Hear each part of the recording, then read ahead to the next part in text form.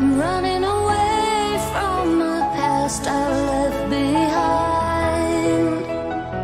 I'm looking for answers, but I'm blinded by the light. I'm lost in the music, and I stay here for the night. I promise I'll be gone in the morning, out of sight and out of mind.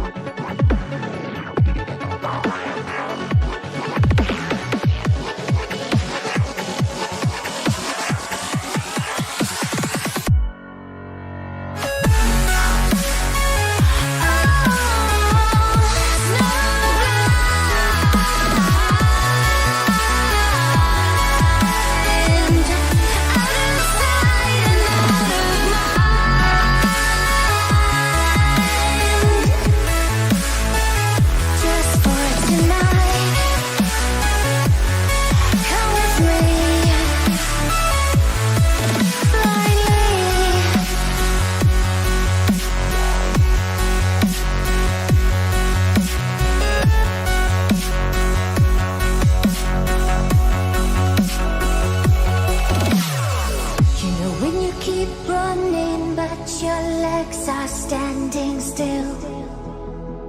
It's like you're stuck in a nightmare, but you keep doing it for the thrill. Well, this is reality, you only live it once, so wake up from your dream. But just for tonight, let the lines get blurred, let your thoughts be free, let your thoughts be free.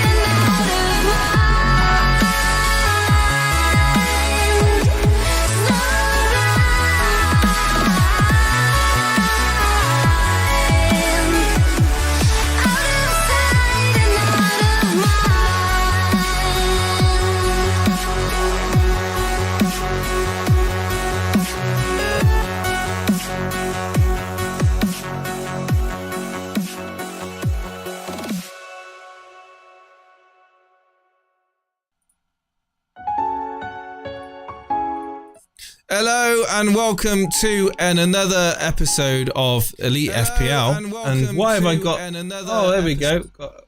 Got feedback there. That was cool. Could hear myself, Steve-O. Could hear myself, mate. Can I just say, I loved listening into your podcast on Spotify yesterday, talking about the reaction to that Tim Pool. Fucking an hour and 15 minutes later. Oh, I shouldn't have swore in the first couple of minutes. So that's us demonetized. Oh, too late. Not that we monetize it anyway. I'm surprised you hadn't heard of him. So for context, everybody, I introduced Steve-O to the popular political commentator known as Tim Pool. He's not left, not right. Particularly, he's kind of on the middle, and he just reports things as he sees them. And I just thought, I saw a subject which I heard Steve-O touch upon on a few occasions, and I winged him the link to it, and he watched the well, I don't know if he watched the whole thing, but he watched a fair portion of it and reacted to it. So yeah, it was quite good listening into something that wasn't FPL related. I know that this week everyone seems to be ripping their teams apart to get in bunch of Brighton and Brentford players. Obviously, I obviously haven't rolled a transfer, Stevo. That's how much I'm going to give you right now. It may have involved getting in players from Brighton or Brentford, but I'll give you that one. Does the name rhyme with Tony? No, I'm not going to give anything away, mate. But obviously, the facts of the matter are, I did have players that were due to fall in price, that I did have players to bring in that were due to rise in price. You know from experience and in the past that I like to accumulate team value. Obviously, I don't do everything to that end, but where possible, I like to have money in the bank for future transfers, etc., and not to lose too much. And then the one thing I will say is I do have the problem of Game Week 28 to navigate. We're no matter what I do, there will most likely have to be a certain amount of transfers to navigate said game week. Well, I've looked at your team, and am I right in saying, so I predicted that you've brought in just 2. I predicted that you've gone with Tony and either March or McAllister, one of the 2. Okay. For a -4. You've done a -4. Mm-hmm. I think it's 5 double game week players at that point, but it only means then in game week 28 you've got 8 players? Something like that, give or take. I mean, whatever I do, I'm gonna have to make transfers for that game week anyway. Mate, it's pretty obvious. Man City assets aren't the most desirable at the moment or going forward, and Stevo's frozen, so he may lose Stevo. I'm not sure if we've lost it. Oh, I heard him sigh. He's back. Yeah, I'm gonna read some chats to say hello to everyone in the chat. John Harris, Dave. Lister there, PK7, Kenneth Vaz is in the chat. FPL Sparta. You've glossed over the fact that, let's get real here, you are legitimately climbing every mini league, every overall rank on the planet at the moment. You sound surprised. I am, yeah. And it's ever since you hit your wild card. Wow, must have got it right. Since then, every single bit of luck has gone your way. No, it hasn't. Not every single bit of luck. In fact, I've held on to 3 Man City assets, 2 of which have been pretty much dead weight in my team week in, week out. If you go through my team on a weekly basis, you'll see that I've got issues in my team. I've had a bit of misfortune as well, and it's not that I've been nailing my captaincy picks week in, week out. I think it's just, to be fair, I think you saying I've had incredible luck is a bit of a wrong statement, really. If you go back to my previous week, I mean, yeah, Captain Haaland got 8 points. Robertson in the 7th. Oh. So Stevo's internet is kind of coming and going at the moment, so we will bear with him. Oh, man. Don't swear, Stevo. You are live on air. I don't know. Tell your roommate to stop downloading. So my previous captaincy, Haaland 8 points. Week before that, captained triple captain Salah. Where, let's be honest, the triple captain wasn't amazing. He got a goal. One goal pretty much in that triple captaincy. Was it a fail? Probably. You could probably say it was a bit of a captaincy fail there, triple captaincy fail. Then, the week before that, captained Haaland, 4 points. The week before that, did captain Haaland like everyone else, got 20 points. Week before, so I've been pretty crap with my captaincies for the last 4 or 5 weeks. So it's been the rest of my team. It's been the rest. I mean, it's been owning Salah. Owning Salah has been an advantage. This is what Yashina Dan is saying. He's basically saying that, what do you call it? Where have you gone, Steve-o? The luck is... Can you hear me? Yeah, I can hear you, yeah. It's the luck that's outweighing your captaincy, so... It's the fact it's that... not the luck, though. It's not the luck. It's not the luck. I've been holding on to Man City players that have been given me 1s and 2s for the God knows how long. I've been holding on to Salah for God knows how long. It's been doing absolutely F all for me. It's literally, okay, luck. The luck would be Ben White, 13 points. That is luck. Ben White does not score goals. You know, that was luck. Other than that, Saka, you'd expect him to get points. Robertson getting an attack in return and Trent getting nothing. Yeah, well, that's the flip of the coin. It's 50-50, Robertson and Trent. I mean, most people would say there's little between them other than set pieces. On maybe Trent takes more free kicks. There's little between them. But the likes of Estepinian coming off in the 60th. Estepinian has been a fairly popular pick. Laughable. Him coming off, yes, got a bit of luck, but he's not been giving me insane. I mean, what was it, 8 points? No, but compared to the likes of other defenders who are coming through with 2s and 1s. Yeah, but I've been getting 2s and 1s as well, like for my midfield. Again, going back to De Bruyne, going back to Mahrez, going back to Nketiah. No, it's not. Who else has got Mahrez and De Bruyne in their midfield and Salah? Quite a lot of people have got these. Mahrez, De Bruyne and Salah? Individuals. Yes. What, not people that have wildcarded, they don't? Well, 7.3%. 7.3% of Mahrez. 26% of De Bruyne. I'd argue that majority of those are dead teams that are ghost ship teams that aren't even playing the game anymore. De Bruyne has been absolutely underperforming. He's not worth the 12 plus million that people invest in him. Matoma's not been lucky. He's been feeding me some points. He's been on one differential over you. He's been one of the best players, if not the most lightning player for Brighton. So I don't consider myself lucky with him. There's no one else really. Okay, you could argue Estepinian with the minutes he's got, yes, but I mean, yeah, I wouldn't go as far as say the luck's been on my side. I've just been, I've kept a fairly balanced team with sensible picks for respective teams. I mean, I would argue the likes of the people that you've gone ahead in just the rivals league alone. So, for instance, Vince Chapman's here. You've got the likes of FC Skillif, the Capkin. It's not Toffee Men, Matthew Zaichi, FPL. But they're all doing the same thing. They're all getting in the same players, and they'll all be loading up on Brighton and Brentford players this week. So it all depends. Well, yeah, exactly. So it's gonna come down to the differentials, and if it is, the likes of me having Salah, the likes of me having Mahrez, De Bruyne, has that fixture away at Palace, if I've kept hold of them, could be massive. But like you said, bringing in Tony is a bit of a no-brainer. Bringing in an extra Brighton midfielder is a bit of a no-brainer. They've been playing very well, especially like Solly March, McAllister, like you mentioned. Raya for Brentford in goal over Pickford, makes sense to me. But what makes sense, Stevo, and what I do is why have you gone? Why are you not on here? Let me just refresh this cache. Can you hear me though?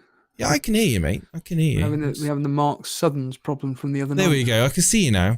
But yeah, Jason's luck has become a problem. It's not luck. The luck has been limited, my friend. The luck has been very limited, but the spine of my team has been pretty solid. Like, my captaincies have been 50-50. They've not been on. I've not set the world on fire. My triple captain with Salah, like I said, hasn't been amazing. He got 1 goal, 33 points, triple captain. Yeah, it's okay, but it's not very good, is it? Let's be honest. I missed the week after. If I'd triple captained him last week, then it would have been a different story. Then you could have been like, "Whoa, you're lucky, Jace."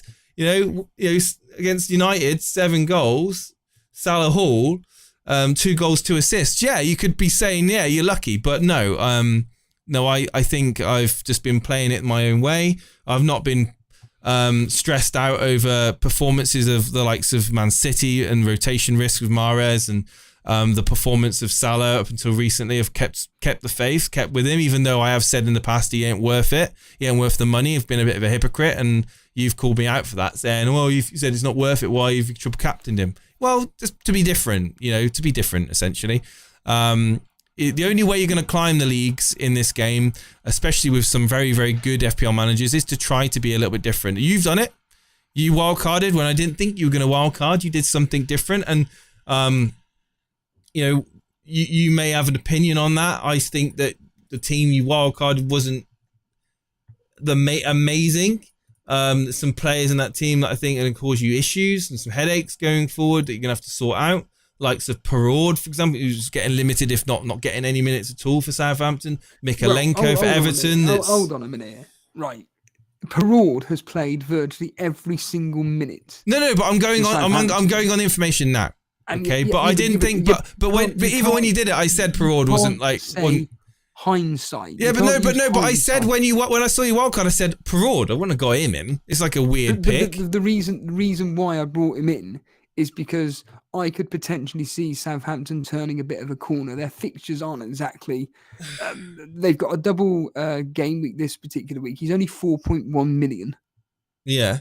Are you worried with him now? Are you worried about him in minutes now moving forward, or do you think he's out the team? This is the irony. He's gone. Right. He's going to be out the team. Mikalenko, what's your thoughts on him? He's yellow flagged now. He's got a bit of an illness, but he missed the last game.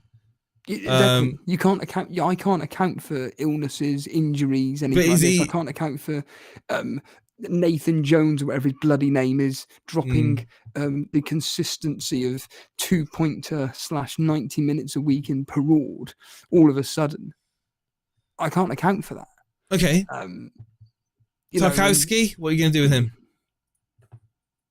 Oh, he's staying. He's a guaranteed starter for Everton.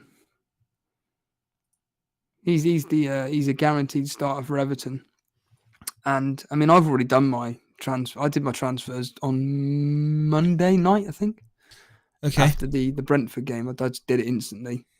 Just got it over. I've done a -4. That's all I'm doing. I'm not doing anything more. Your face. Hang on, let me refresh the camera because it's gone all weird. I've never seen an image look like that before. Oh, there we go. You're back. It kind of looks like you're in the mainframe of the Matrix, and you're like a little sprite on a video game. Anyway, let's move away from this because this is all like tit for tat and all that jazz. No. It is an interesting conversation. No. I think that let's be honest. Deep down, I think that you would look at that wild card and change it up now with hindsight. Obviously, hindsight's a great thing. I really wouldn't. I would have done give or take exactly the same because my team, again, as I keep going on about, was an absolute shower of shite. So I would have done exactly the same. And I'm perfectly happy with my team this specific game week. It's just like you said the other day. How many transfers have you done? Well, like I said, I've done a -4, so that's 3. So was it a week after your wildcard? Done a -4, 3 transfers. But I was always going to do it anyway. Okay. Why not just bring those players in that you were going to take a hit for? Because they didn't have the fixtures for game week 26, and it was obviously again you could have just played Gakpo and. Well, yeah, but again we go back to the whole. We don't know what his minutes are. That's the issue with Gakpo. We don't know if he's guaranteed to play or not. Well, I think he is now. well, still he's still gonna have Jota and Firmino vying for minutes as well. But anyway, this game week, how important do you think it's going to be for our rivalry and also for the mini leagues? Do you think this is the players that I've brought in? Are your players, so I've blocked off. So it's not really. It's more. I'm more interested to see what you're doing to climb the ranks. So you've brought in Brentford and Brighton players then, obviously. Yes. And you're not worried at all about 28 with No, because I've got 10 players. With Brighton, obviously. Okay, you got 28. You got 10. You got 10 players to 28. Okay, cool. Yeah, well, it seems like you're all planned. So you're confident this week? You're going to be going captaincies nailed on. Oh, can we just say Gabriel Derop, thank you so much for the €3 for the swear jar. Don't hold back, guys. Thank you so much, Gabriel Derop, for that. T. Hemmings is backing me up saying you don't get to 66k with just luck. What do you have to say about that? Yeah, obviously not. But I'm just making the point, like a lot of people make, is that the luck that you have in this game is a lot more than the likes of myself or Vince or John or Jordan or whatever. So tell me about luck then. Like what? Other than my wild card, coming off the bench and yeah, but I've been playing Ben White week in, week out almost every. But it's the fact that he's come off the bench and scored. It's a joke. That's just circumstantial. Like if you look at my chips, my bench boost, that was a fail. My free hit, complete fail. You know, triple captain, arguably. Hold on a minute here. We're talking of recent times. No, I'm talking about over the season. I've been pretty crap. My luck's been crap. From 4 whatever million in the world you were to 66,000th. That's incredible. And like I say, the likes of Estepinian... It's also about not giving up, Steve-O. Coming off the 60th minute. Yeah, but I've used my chips. And I've used my chips though. This isn't. Right. Okay, I might have climbed those points, but I've used all my chips now, so I don't consider it being a huge luck. It's just I've just used my chips, and it's given me those 8 points, 12 points a week more, and therefore, you know, I expect once people use their chips game week 30 onwards, you know, people using their free hits to navigate the blanks or the double game weeks, and you've got obviously people with triple captains and bench boosts yet to play. This 66k could easily be 250k, 300k. But what I'm making the point is that against your rivals, the individual players that have just randomly come through out of nowhere. Okay. It's ridiculous. Like I said, to get the likes of clean sheet and bonus points for a player that comes off the 60th minute and then a few minutes later they concede. It's a joke. Yeah, I plan for that. So anyway, never overlook on a single game week players. Salah captain versus Bournemouth. Any thoughts on that? Or Brighton midfielder? Certainly Brighton midfielders are good options. McAllister, Matoma, Solly March, if you want to be a baller, are good options. I don't think anyone's going to be bringing in Zaha, Uchicha. I mean, other than people that are really maverick. Ward-Prowse could be another one that, yeah, people could go baller on that. Yeah, I mean, these are sort of outside picks. They're not exactly everyone's kind of jumping on Brighton, Brentford at the moment, as you know. Steve-O's 29 bench boost will catch up to Jason if he's doing it in 29. I mean, again, Steve-O's got a plan for his bench boost. Again, it's going to come down to differentials. It's going to come down to the chips that Steve-O's got. You could say that Steve-O was lucky. Ben White was benched and didn't play 90. What? Not quite sure what you mean. Another hoops. What are you talking about? Which two out of Matoma, March, and McAllister would you pick, Jason and Steve-O? McAllister and Matoma. Matoma and March. And that's not giving anything away, Steve. Before you say anything. Dan's in the chat. Hey Dan, went gross for a differential punt. Nice, going differential.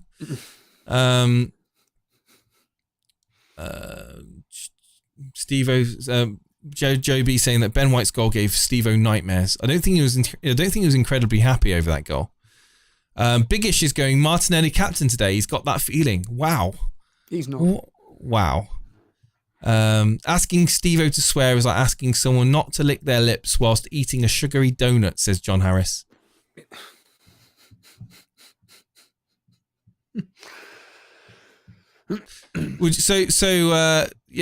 She's saying Steve-O's basically saying Jason's positives are outweighing his negative. Well, yeah, that's obvious because I'm even climbing last rank, week when you backed Haaland captain, he gets an assist, and Saka out of 3 goals gets nothing. It's another thing. I'm sorry, but I disagree. Captaining Haaland and him getting a one attacking return is not luck. Haaland in playing in arguably the on their day the best attacking team in the Premier League, probably the second best attacking team. Newcastle. Yeah, and they've been on a bit of a decline. Yeah, whereas Arsenal are at home to the worst team in the league. Yeah, but you got to remember, Man City are in second place. They're fighting now. They're in an absolute a battle, and they've got the motivation to win. Yeah, but Haaland's been off form of late. all the talk coming out that he can't fit into a system. Blah Oh, blah. it's all a rhetoric. He's up against I don't Newcastle. believe that at all. He's still the top scorer in the Premier League. He's going to get ridiculous. He's going to break all the records this season. I don't believe all that. Records, hasn't he? Well, yeah. Well, again, he's going to continue to break the records, and I don't believe in all that crap about he can't fit into the City. When you last week at 3:00, you already admitted that you were very regretful of not captaining someone like Saka because going into the game, it was like getting 4 points from Haaland home to Newcastle in a game where I expected City to go all out attack because they've got to catch up on Arsenal in the league. They won 2-0. Haaland got himself an assist. Obviously, it was disappointing, yeah. But I think I was mainly more disappointed with KDB not getting anything and Mahrez getting nothing as well in that game. So I was kind of having this regret of having triple Man City, 100% regret having triple Man City, and going forward, everything points to not having Man City. Is there a 3 p.m. stream today? Another Hoop says. I really can't be bothered to do it. Please, Steve-O. All I do is jinx. Please do a stream, Steve-O. If I can be bothered, I will. But like I say, I can't be fucked with them because they just bore me and they pretty much piss me off. So it's a waste of time. Essentially, and I'm being serious. It just fucks me off. But when we're listening into it, like because today I've got I'll give you a little insight into my day today. I've got to take the dog to the dog groomers at got to be there for 11:00. So I've got to be off. I didn't even know you even had a dog. Since when? I've had it for 2 years. A dog. It's a little rat. It's a little. I know you've got cats. But it's like it's a cavapoo. A what? A cavapoo. It's a cavachon crossed with poodle. You're taking the piss, mate. No, it's not. It's not my dog. Not my dog, Mel's, isn't it? Yeah, and I take the dog to the. So I'm taking the dog to the groomers to get sorted out. Then I'm dropping my wife off at my sister's so they can sort that out. Then I've got to then drive back and get ready for a what have I got then? Oh yeah, I got a vocal lesson. For my birthday, my wife bought me 3 voice coaching lessons with brilliant. A local voice tutor. So I'm going to get critiqued and learning what I'm doing right and what I'm doing wrong, and then I've got to go back to pick my wife up and the dog. After that, I've got then to sort out food before going to a 50th birthday party. So it's a fairly busy day today, Steve-O. But the good thing is I'll be driving at 3:00. Brilliant. So you can listen into 5 Live or TalkSport. As simple as it gets. I can't be fucked to hear. After 30 seconds, Tony's already scored a header. And then in the 55th minute, and Tony scored his second. And then in the 93rd minute, Tony's got his hat trick, picks up the ball as Everton lose 4-0. Well, that'll be perfect. That'll be perfect for you. Why? No, it'd be perfect for you because you brought in Tony, whereas I haven't gone anywhere near him. You have. I haven't gone anywhere near Tony. You said to me we're going to have the same team this week. That's what you said earlier on in the stream. Yes. So you're alluding to bringing in certain players that I may have brought in. Yes. So you're talking crap. You are. You're talking out your ass. Would you take Tony for Watkins for a -4 whilst having Mbeumo? Yes, I would. Mateus. Good morning, Paulie. Anyone gambling on Crystal Palace players? A few people are, Eddie. Steve-O, what gigs do you go to in London? None at the moment. They don't. The gigs that I go to don't exist, and the ones that I've been to have been shit. So, and I've been genuinely gutted about it. To be completely blunt with you, the 2 gigs that I've been to have been absolutely they've just been poor. What would you say poor from a? Let's be honest. Is it the singing? Is it the audio? Is it the audio? The sound? No. The sound is fine, but it's the set lists and the length of time that these bands are playing, and I find it embarrassing. What? Too long or too short? Too short. Like 10 songs for a headline act. Like, you're taking the fucking piss. I'm learning 20 songs for a bloody pub. Yeah, but this is the point. For a headline act, they should be playing a minimum of anywhere between 15 and 20 songs, in my opinion. Sack off all the support acts, have one or two support acts, and have your main headline, and not have four or five. They're taking it easy, aren't they? Yeah. And then just play like all your Spotify hits. And are they playing to a backing track most of the time? Oh yeah. It's terrible. Like even their presence on stage, you're just like, yeah. There's no fun. As Steve always talks about, there's no fun on stage anymore. It's just as Steve does the impression, just look down at a computer playing along. Yeah, it sounds amazing, but from a presentation point of view and an entertainment point of view, you want to hear. See, I think a lot of people want to hear like the imperfections in songs. Yes, and like they don't want to watch their favorite band and expect to hear what's similar to what the studio version is. Yeah. Like if you look at some of the best bands out there, like Maiden, Priest, Metallica, you go even Ozzy Osbourne, you can hear such a vast difference to live shows over the but studio even you work. take the likes of System of the Down, Avenged Sevenfold, Slipknot. They add different things to songs, and it sounds it almost makes the song sound better. Yeah, whether it's a different vocal. But it's all about the energy as well. It's all about the energy that the band has with the crowd. And if they're just playing to a backing track, the tempo's constrained, their structure of the song is constrained. It's what you're paying for. You're literally paying for a recording. At that point, a glorified recording. Anyway, let's move back to FPL.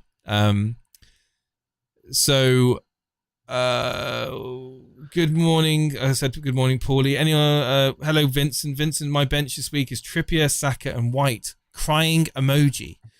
Trippier, Saka, it's a strong bench.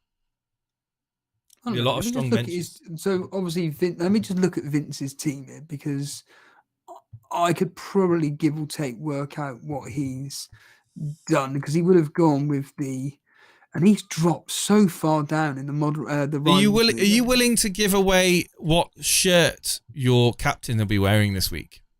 I'll tell you, it's Matoma. I'm telling you now, it's Matoma. He's my captain. Well, we are going to have the same captain. I hate to disappoint you. That's my captain. I don't think you will. I think you captain Tony. Okay. So hold on a minute. Let me just look. I like the fact that we're frank with each other. Vincent's team is this. So he'll have Raya in goal, Henry, Estepinian, and I'm assuming he's brought in another double game week player. He's playing Luke Shaw. He'll have Rashford, March.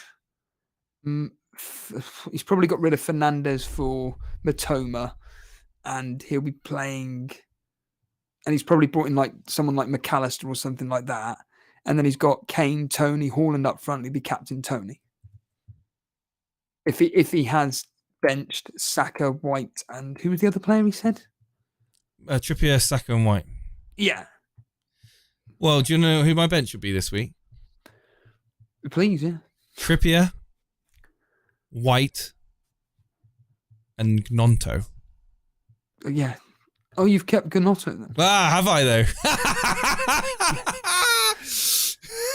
No, I think you've done what I'm looking at my previous week's team. I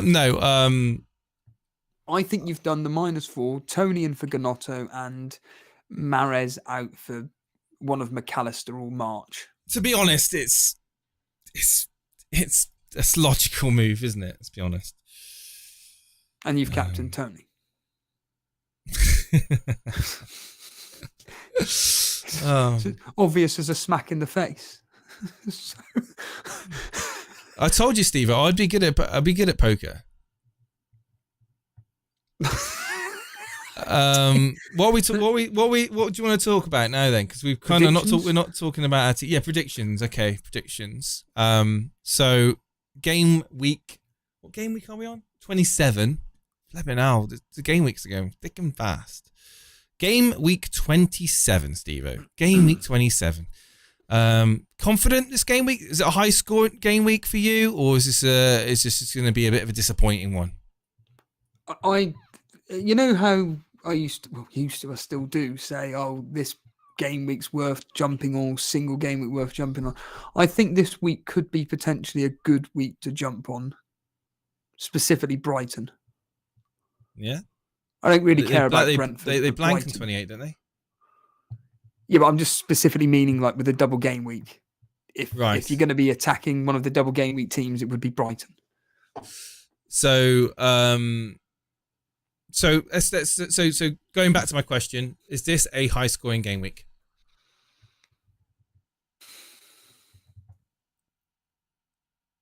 Yes. I think I can't remember who said it, but someone said it in the chat earlier. They think it could be the single game week players. What's your prediction? What would you say the average is going to be this week, Steve-O? 65 points? No, it'd be higher than that. It'd be like the 80s. Okay. So because I think that the likes of Tottenham are going to have a bit of fun against Nottingham. Well, they're going to score some goals against Nottingham Forest, 2 or 3 goals against Nottingham Forest. The Leeds-Brighton game could be quite high scoring. The Man United-Southampton game, depending on how tired Man United are, but that should be at least 2 or 3 goals. Man City